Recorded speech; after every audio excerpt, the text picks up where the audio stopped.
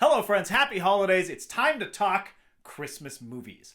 I love Christmas movies. They exist on this weird, different plane than any other types of movies in their own little corner of the world with a brief 1-month shelf life only to be shoved into a dark attic for the next 11 months. Have you ever watched a Christmas movie in March? It's gross. We watch Christmas movies either to put ourselves in the holiday spirit or to constantly chase and bottle the innocence and joy of our childhood. Probably that one. And over the years, we as humans have amassed a substantial collection of old, reliable classics to give us the warm and fuzzies. Also a lot of non-classics. But it can be overwhelming and weirdly stressful. You almost feel like you have to watch them all or else you won't unlock the magic happiness Christmas has to offer. My God, I didn't watch Christmas Vacation this year. Santa will find out and tell baby Jesus not to let me into heaven. More importantly, no PS5. So you have to make some tough choices. Luckily, whatever you want to get out of a Christmas movie, there's something for everyone. And I'm here to help you decide which Christmas movies you should watch. Starting with the timeless, relentless, unkillable classics. If you're someone who's interested in punishing yourself for 129 minutes just for 3 brief minutes of catharsis, go with 1946's It's a Wonderful Life. It gleefully denies its main character George Bailey happiness at every turn and literally pushes him to the brink of his own extinction. This is for people who need purification for their bad deeds throughout the year, and instead of going to church, we just use George Bailey as a surrogate for our sins. Their sins, not mine. Anyway, great movie, but I will never forgive Uncle Billy for losing that money. Where's that money, you silly, stupid old fool? Now, if you're more into courtroom dramas about the mental health of elderly men, then try 1947's Miracle on 34th Street.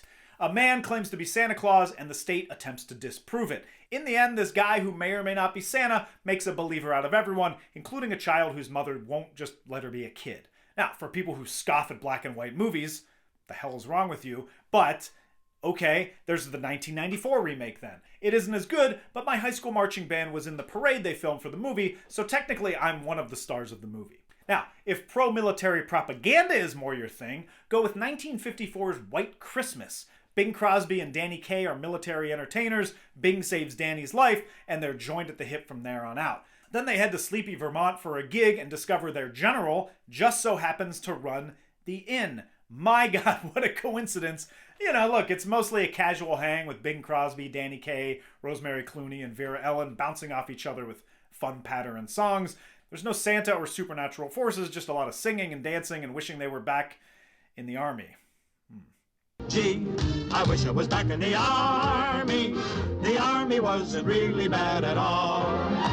Now, if you want classic cartoons, you got a couple of options. Are you interested in teaching your children about death? Show them 1969's Frosty the Snowman, which is light and fluffy until Frosty melts into oblivion, prompting an in memoriam video tribute right then and there. Was a happy, jolly soul. Before Deus Ex Machina Saint Nick brings him back to life. You compare that with 1964's Rudolph the Red-Nosed Reindeer, which shows that Santa and pretty much everyone else in the North Pole are bigoted jerks. Great bouncing iceberg. Now, I'm sure it'll stop as soon as he grows up, Santa. Well, let's hope so if he wants to make the sleigh team someday. Donner, you should be ashamed of yourself. What a pity. He had a nice takeoff, too. Then there are the other animated classics, but I don't really have anything funny to say about them, so yeah, they're good. If you need some Muppet representation this holiday, there's the Muppets Christmas Carol or Emmet Otter's Jug-Band Christmas, which is great on its own, but also has the best outtakes I've ever seen.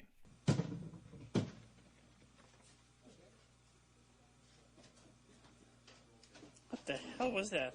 Sweet Jesus! Good Lord, you see that? Did you see that? 1983's A Christmas Story exists.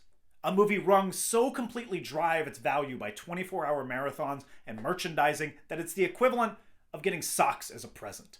You know you need them, but you feel nothing when you see them.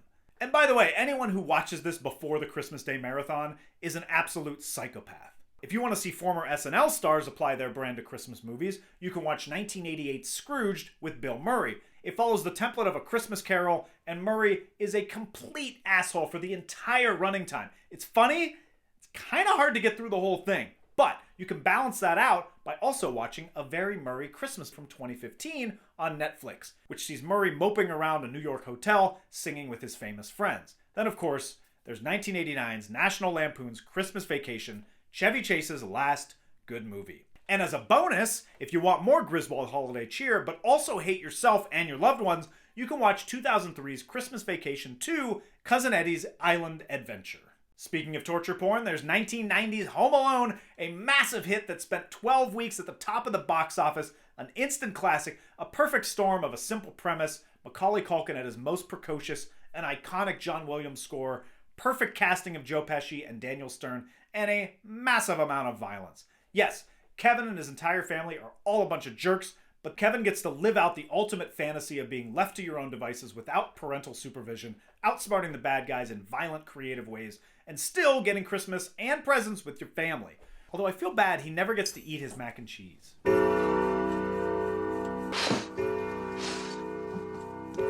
And if you want an innocent, family-friendly crowd pleaser with an actor just prior to his career explosion and subsequent overexposure, it's the last true Christmas classic, 2003's Elf. Will Ferrell is great, it's genuinely sweet and funny, and only has one creepy scene that hasn't aged well. It's cold